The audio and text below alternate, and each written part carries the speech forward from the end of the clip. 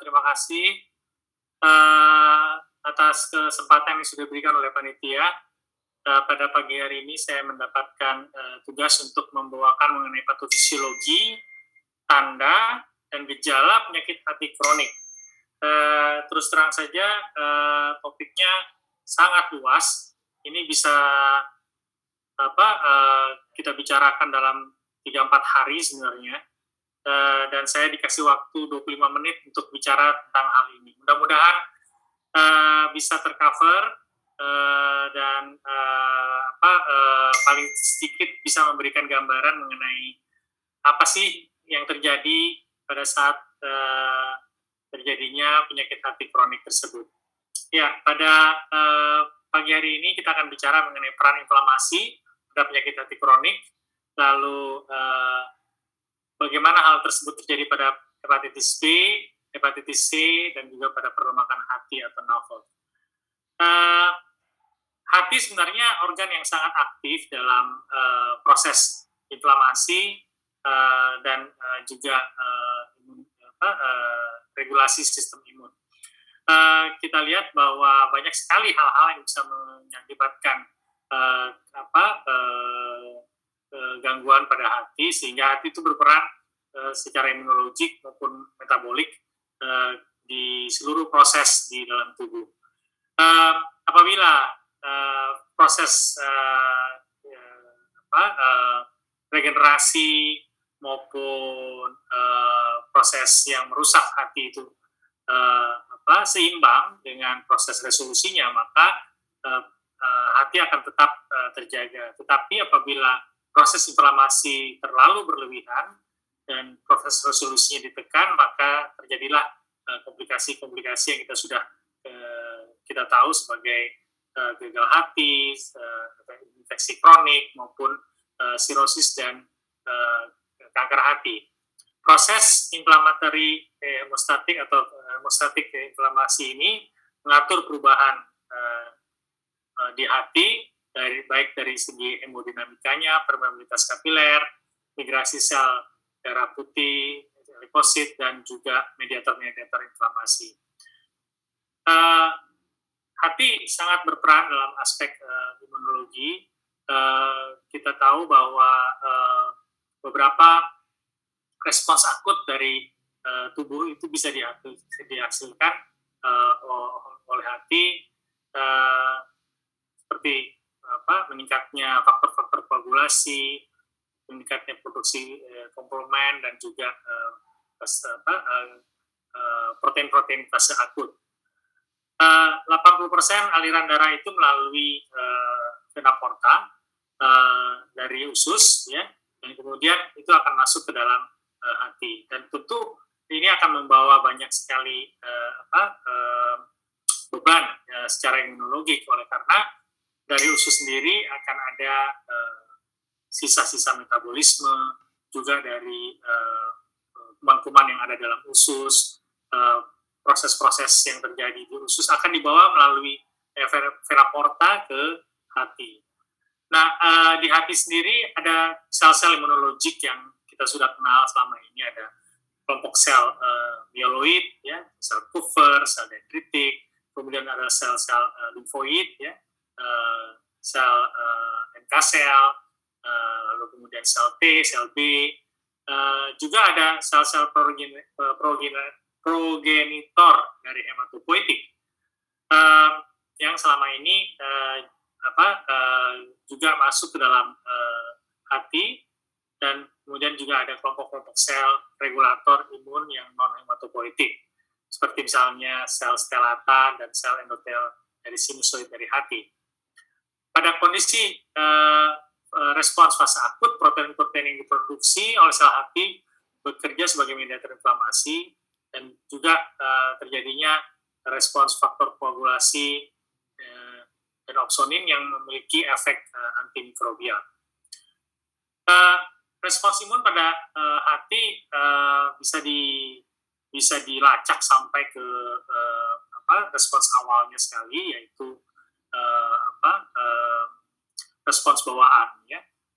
Terutama dalam hal ini adalah terjadinya pattern recognition receptors, ya, yang antara lain dihasilkan oleh sel-sel hati. Pattern recognition receptors ini sangat berperan atau sangat penting dalam hal mengenal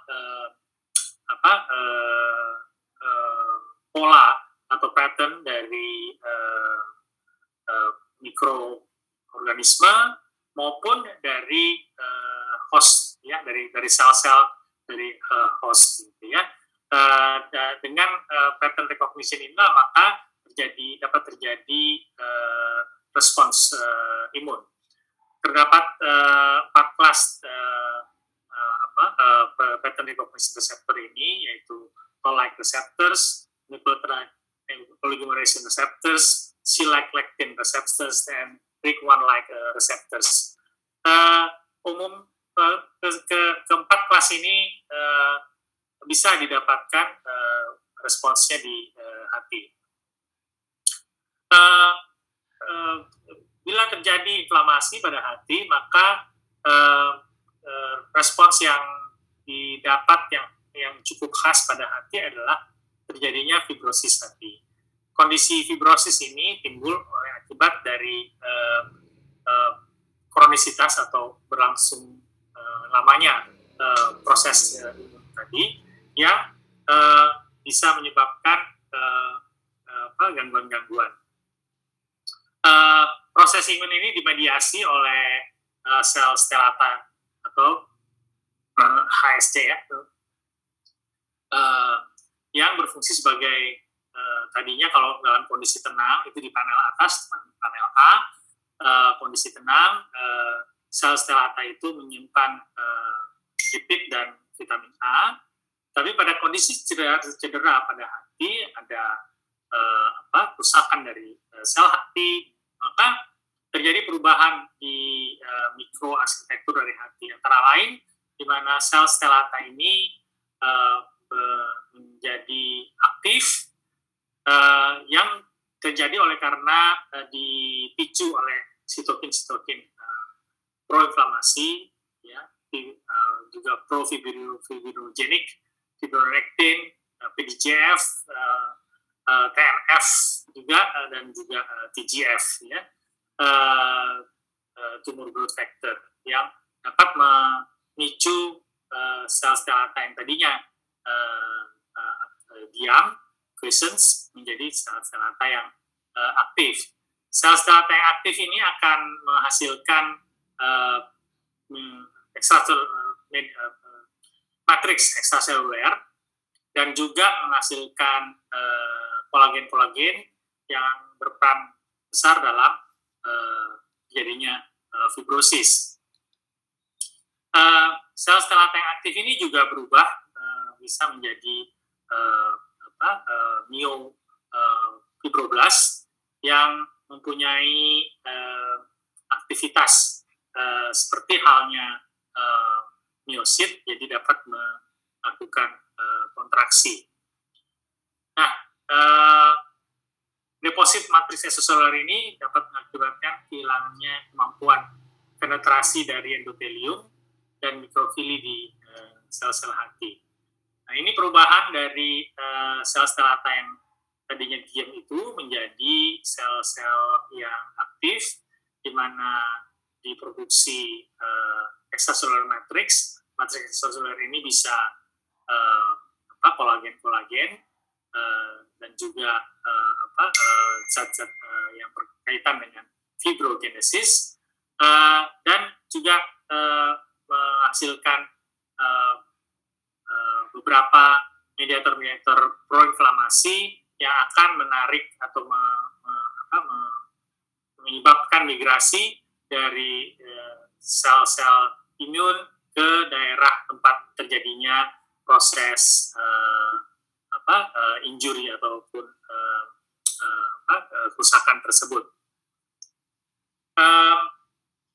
Disregulasi sistem imun ini menjadi satu persoalan yang besar, di mana untuk proses inflamasi ini sebenarnya merupakan satu cara untuk mempertahankan hemostasis dari hati.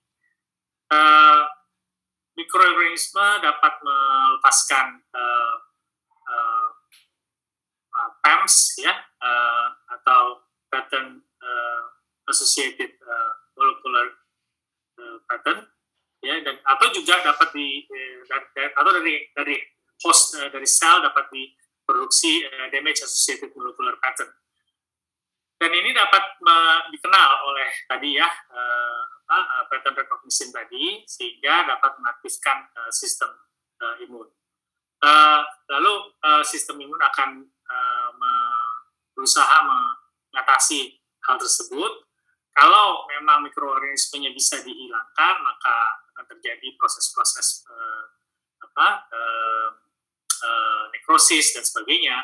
Tetapi apabila proses dari mikroorganismenya tadi ataupun inflamasinya tidak bisa dihilangkan, maka fibrosis akan terjadi dengan maksud agar dapat membatasi proses kerusakan.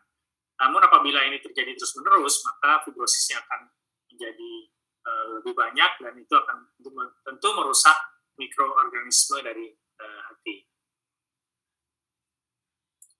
Nah, perjalanan dari penyakit sirosis hati, kita lihat di sini adalah pertama adanya jejas dari hati, lalu kemudian terjadi fibrosis hati yang lanjut berupa apoptosis dari sel hati dan distorsi dari arsitektur hati yang normal. Lalu kemudian terjadilah sirosis hati dengan komplikasinya, seperti misalnya adanya intervensi portal. Sirosis hati ini ditandai oleh fibrosis hati yang difus dan terbentuknya nodul regeneratif dari hati. Sebenarnya sirosis hati adalah suatu pernyataan patologi anatomis gitu ya, karena sirosis hati itu ditandai oleh 3 hal, yaitu adanya fibrosis, adanya nekrosis, dan adanya nodul regeneratif.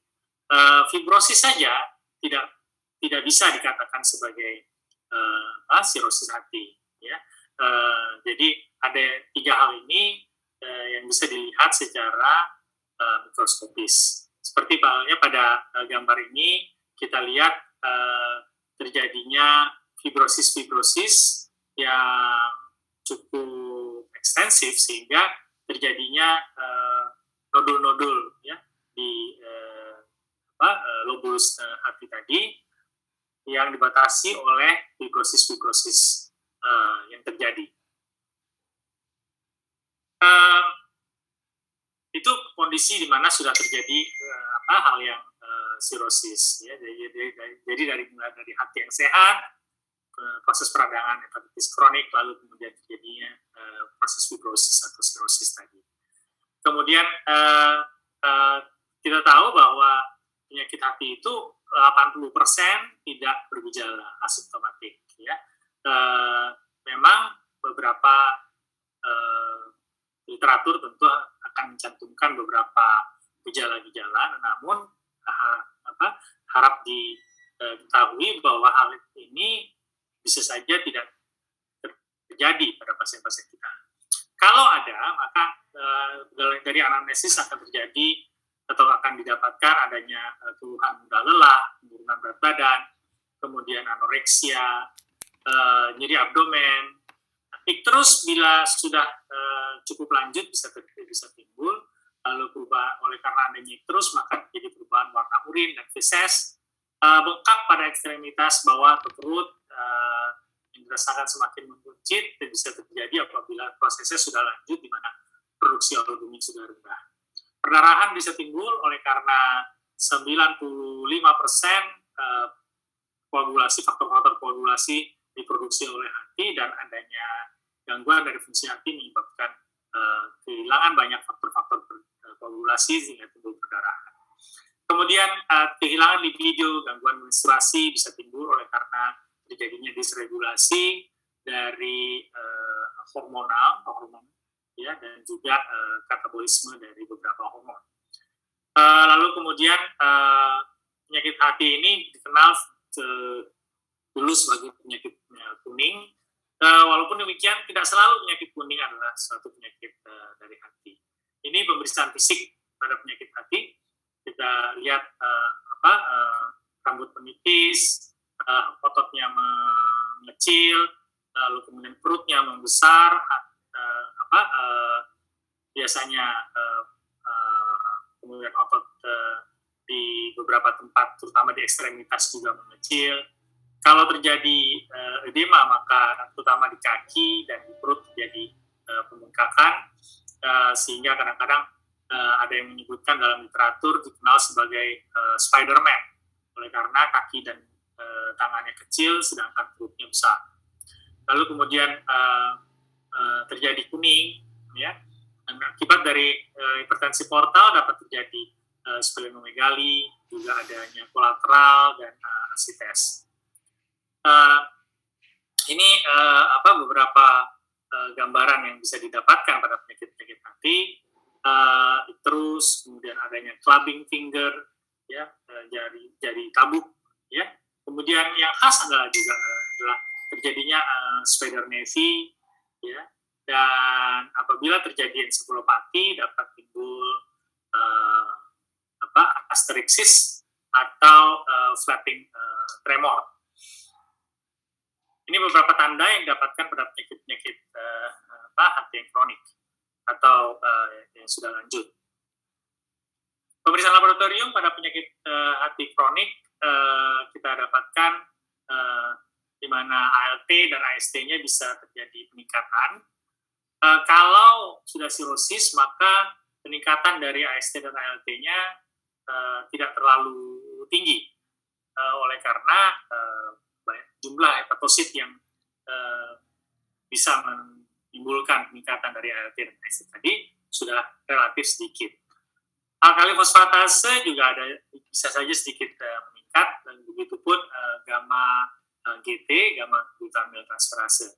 Bilirubin bisa meningkat pada sirosis, albumin bisa menurun, dan globulin bisa terjadi peningkatan, sehingga rasio albumin globulin bisa terbalik. Albumin khususnya memang hanya diproduksi oleh hati, dan karena itu maka pada gangguan fungsi hati sintesis albumin akan berkurang. Sedangkan globulin tidak hanya diproduksi oleh hati, dan karena itu dapat meningkat, terutama oleh karena adanya peradangan yang berlangsung secara kronik. Waktu protrombin juga bisa memanjang oleh karena terjadinya penurunan produksi faktor-faktor koagulasi oleh hati. Natrium darah bisa menurun oleh beberapa sebab, misalnya akibat dari menurunnya aktivitas dari ADH dan juga peningkatan dari RAA sistem, dan tapi juga bisa timbul akibat dari terjadinya dilusi oleh karena adanya hipervolemia karena albumin yang menurun. Trombosit bisa menurun, ya, karena produksi dari trombopoietin di hati berkurang. Juga leukosit dan neutrofil bisa menurun oleh karenanya hipersplenisme. Anemia bisa timbul akibat dari hipersplenisme atau akibat dari adanya perdarahan baik secara mikroskopik maupun perdarahan yang jelas. Kalau dilihat beberapa penyebabnya, maka untuk hepatitis B kita bisa temukan adanya marker-marker infeksi virus hepatitis B, yaitu HBsAg, HBV-DNA, dan sebagainya. Untuk hepatitis C bisa didapatkan anti-HCV dan juga HCV-RNA, serta untuk autoantibody bisa ditemukan adanya aktivitas dari ANA, ya, atau pada kondisi tertentu ada ASM yang positif atau anti-LKM. Kemudian pada pasien dengan hemochromatosis bisa didapatkan peningkatan dari saturasi transferin dan juga peningkatan dari ferritin. Pada Wilson disease yang agak jarang terjadi, terdapat deposit dari koper atau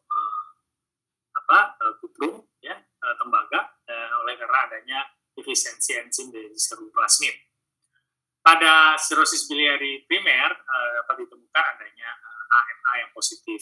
Juga pada kolangitis sklerosis primer atau primary sclerosing cholangitis tidak dapatkan adanya antibodi terhadap ANCA.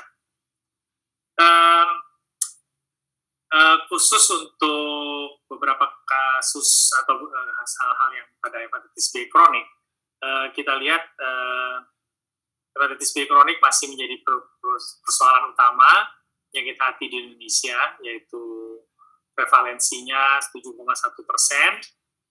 dari seluruh populasi, yaitu sekitar 18 juta orang terinfeksi virus hepatitis B kronik. Virusnya sendiri adalah kita kenal seperti ini, merupakan virus DNA yang mempunyai gen yang sangat kompak dan dapat menghasilkan virus yang ditutupi oleh lapisan lipid permukaan, ya, lipid envelope dan inti dari kapsid. Dari segi siklus hidup virus hepatitis B ini, maka virus tersebut masuk di dalam sel hati melalui reseptor tertentu yang dikenal sebagai reseptor NTCP. Reseptor NTCP ini sebenarnya adalah satu reseptor yang berkaitan dengan metabolisme dari bilirubin, tetapi cocok dengan surface antigen dari virus hepatitis B, sehingga virus hepatitis B dapat menempel pada NTCP tadi, protein NTCP, dan kemudian ini menjadi reseptor untuk virus hepatitis B dan menyebabkan virus tersebut dapat masuk ke dalam sel hati, lalu kemudian terjadi pelepasan dari nukleokapsidnya, dan kemudian setelah nukleokapsidnya lepas, DNA virus tersebut dapat masuk ke dalam inti sel dari sel hati. Oleh karena ini adalah genom DNA, maka dia akan berlaku seperti halnya DNA di dalam inti sel. Jadi bisa membentuk covalently closed circular DNA atau cccDNA. Covalently closed circular DNA ini akan menjadi template, akan menjadi tercetak untuk virus, molekul-molekul virus maupun gen dari virus hepatitis B selanjutnya. Kemudian dari dalam nukleus dari sel hati tersebut, maka virus tersebut bisa melepaskan beberapa komponen-komponen dari RNA-nya yang akan menghasilkan berbagai protein yang berkaitan dengan struktural dari virus tersebut, seperti protein S maupun protein C, kapsid, ya. Lalu dapat juga menghasilkan genom dari virus hepatitis B.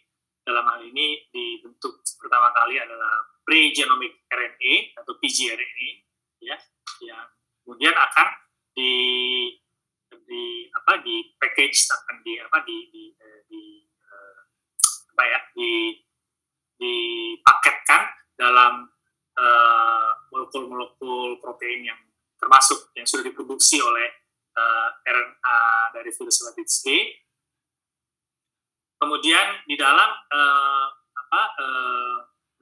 bungkus nukleokapsid tadi, pgRNA itu akan berubah menjadi DNA. Jadi suatu proses reverse transcriptase, ya. Jadi reverse transcriptase, jadi suatu proses transkriptase yang terbalik, reverse transcriptase. Dan ini kemudian akan menghasilkan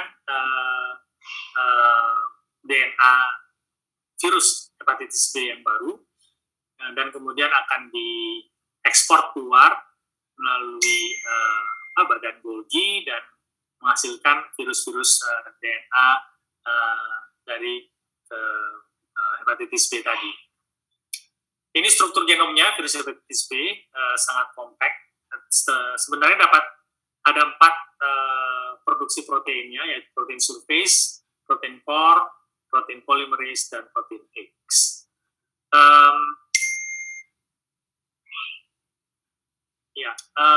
Mekanisme inflamasi yang didapatkan terjadi pada virus hepatitis B, saya kira terutama adalah mekanisme yang berkaitan dengan cellular immunity atau imunitas seluler, di mana terjadi gangguan, terutama dalam hal ini adalah respons TH2 atau TH2, sehingga terjadilah proses kronisitas yang berlangsung lama pada inflamasi akibat dari virus hepatitis B tersebut. Beberapa protein dari hepatitis B seperti antigen core-nya mempunyai tugas-tugas khusus, yaitu menghasilkan berbagai fungsi yang lain seperti misalnya sitolisis oleh protein core, lalu HBAG dapat menimbulkan toleransi dari sistem imun, sedangkan HBsAg dapat menimbulkan stimulasi TNF atau TRIL, TNF related apoptosis inducing ligand. Tetapi juga HBsAg oleh karena produksi yang sangat banyak dapat menimbulkan semacam fatigue ya, imun sistem. Protein X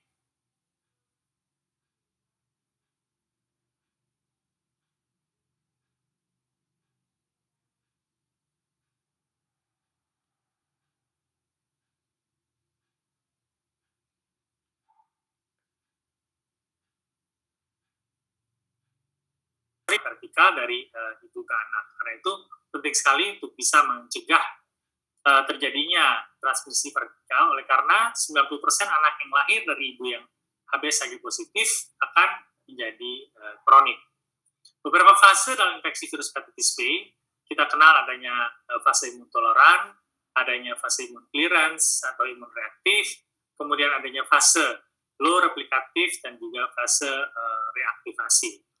Pada beberapa fase-fase tersebut, beberapa marker-marker dari hepatitis B bisa didapatkan dengan pola yang berubah. Pada fase imun tolerance misalnya, HBAG-nya positif, sedangkan HBV-DNA-nya tinggi dan ALT-nya normal. Tapi pada fase imun clearance, HBAG-nya mulai turun, HBAG mulai berubah menjadi anti-HBe, dan HBV-DNA mulai turun, serta ALT-nya juga menjadi meningkat. Dan proses ini berjalan beberapa tahun, ya, sehingga terjadi kerusakan dari hati. Pada fase low replikatif, HBV-DNA sebenarnya sudah dalam konsentrasi yang relatif rendah, tetapi sudah terjadi kerusakan dari mikroarsitektur dari hati, sudah terjadi sirosis. Dan bila terjadi reaktivasi, maka dapat menimbulkan fatalitas. Infeksi virus hepatitis B tidak semuanya akan menjadi sirosis. Kira-kira 30% akan menjadi sirosis, tapi perlu diketahui bahwa mereka yang terjadi infeksi kronik dapat timbul kanker hati. Ini pemeriksaan serologi dari infeksi virus hepatitis B, yaitu adanya HBsAg, anti-HBs, HBAG, anti-HBe, dan juga anti-HBc. Kita tahu bahwa HBcAg tidak diproduksi ke sirkulasi perifer, hanya ada di dalam sel hati. Untuk DNA virus hepatitis B, maka DNA virus hepatitis B akan diproduksi terus lebih dari 6 bulan apabila terjadi infeksi yang kronik. Untuk dapat memeriksa derajat kerusakan hati, maka beberapa pemeriksaan bisa dilakukan, yaitu dengan melakukan pemeriksaan dari USG, dari menilai APRI, ya, APRI itu AST, platelet ratio index, atau elastografi transien dengan menggunakan fibroscan, atau dengan M2-BPGI, ya, salah satu cara untuk mengetahui. Untuk hepatitis C kronik juga cukup banyak di Indonesia, yaitu sekitar 1% dari penduduk. Genotipe yang terbanyak adalah genotipe 1, kira-kira 70% adalah genotipe 1. Virus hepatitis C sendiri adalah virus RNA yang dapat menimbulkan respons sel T rendah terhadap antigen dari virus hepatitis C. Siklus replikasi virus hepatitis C adalah masuk ke dalam sel hati melalui reseptor VLDL, kemudian terjadi uncoating dari bungkusnya, envelope-nya, dan RNA dari virus hepatitis C ini akan langsung menuju ribosom di retikulum endoplasmik, dan melalui ribosom inilah maka RNA virus hepatitis C itu dapat menghasilkan berbagai protein yang panjang, biasanya poliprotein, ya. Nomor 4 itu poliprotein, ya, timbul poliprotein, dipecah, kemudian jadi protease fungsional yang kecil-kecil. Jadi kalau tidak terjadi pemecahan dari poliprotein tersebut, maka virus hepatitis C ini tidak dapat hidup, ya, tidak dapat berfungsi. Mekanisme inflamasi pada infeksi virus hepatitis, sebenarnya virus itu sendiri menjaga agar mekanisme inflamasi tersebut tidak terjadi melalui produksi dari beberapa protein virus hepatitis C tersebut. Tetapi apabila kemudian sistem imun mengenal virus ini sebagai benda asing, maka terjadilah aktivasi dari sistem imun, di mana didapatkan produksi dari sitokin proinflamasi, yaitu TNF-alfa, IL-6, dan seterusnya, yang dapat merusak sel-sel hati. Kemudian selain itu beberapa protein dari virus tersebut dapat mengaktifkan caspase sistem sehingga sel hati tersebut mengalami apoptosis.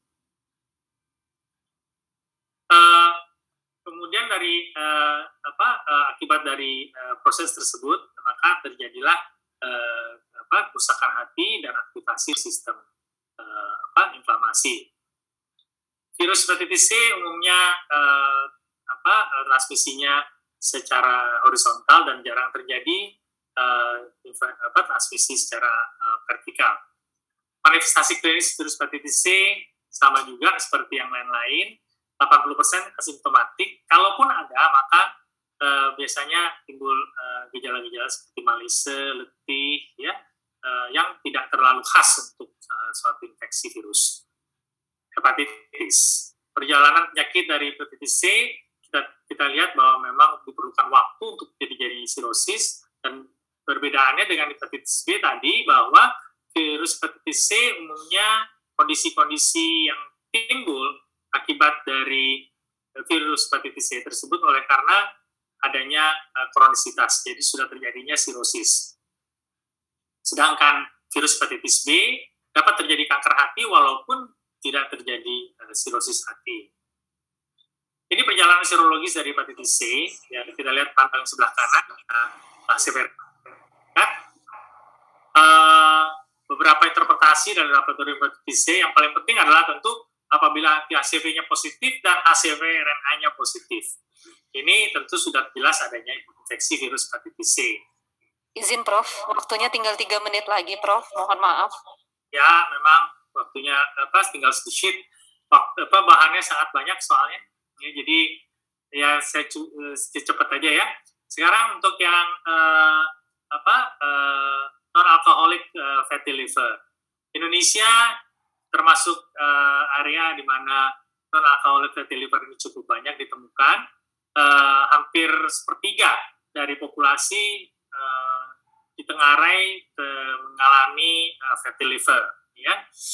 Dan apabila terjadi fatty liver, maka terjadi akumulasi lemak di hati, dan ini menimbulkan beberapa kondisi. Kalau hanya fatty liver mungkin belum terjadi kerusakan, tapi kalau sudah terjadi non-alcoholic steatohepatitis, maka terjadilah fibrosis yang dapat berlanjut menjadi sirosis. NAFLD atau non-alcoholic fatty liver disease berkaitan erat dengan adanya sindrom metabolik, di mana kadar trigliseridanya bisa tinggi, juga kadar dari kolesterolnya, HDL-nya rendah, dan LDL-nya bisa meningkat. NAFLD juga bisa sekunder diakibatkan oleh hal-hal yang lain seperti alkohol maupun obat, ya. Dan kalau terjadinya sindrom metabolik, beberapa komponen sindrom metabolik berhubungan erat dengan NAFLD, yaitu obesitas visceral, dislipidemi, dan resistensi insulin. Kita lihat di sini terjadinya akumulasi dari lemak di hati dapat menimbulkan peroksidasi lipid, dan kemudian terjadinya produksi radikal oksigen spesies dan menimbulkan kerusakan dari sel-sel hati. Dan ini berkaitan erat dengan tingginya trigliserid, tingginya glukosa, dan juga adanya obesitas. Dan akibat dari kerusakan tersebut, maka AST, ALT maupun GGT dapat terjadi peningkatan. NAFLD sendiri dapat menimbulkan sirosis dan juga kemudian dapat menimbulkan kanker hati.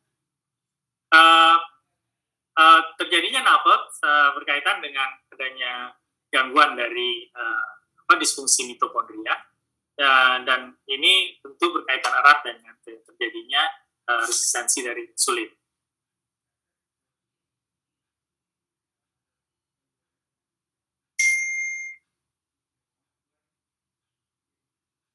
Ya, saya kira memang patofisiologinya cukup kompleks, ya. Tapi yang timbul adalah adanya lipotoksisitas yang menyebabkan inflamasi, kemudian stres oksidatif dari hati, dan menimbulkan kerusakan dari hati tersebut. Dan ini tadi sudah disebutkan bagaimana kaitannya dengan sel-sel stellata, kemudian terjadinya respons imun, kemudian terjadinya kerusakan dari mikroarsitektur dari hati akibat dari terjadinya kerusakan mikroarsitektur dari hati tersebut. NAFLD sendiri juga dikaitkan dengan adanya disbiosis dari mikrobiota usus, oleh karena tadi ya hati itu mengangkut banyak sekali zat-zat imunogenik dari hati melalui dari usus ke vena porta.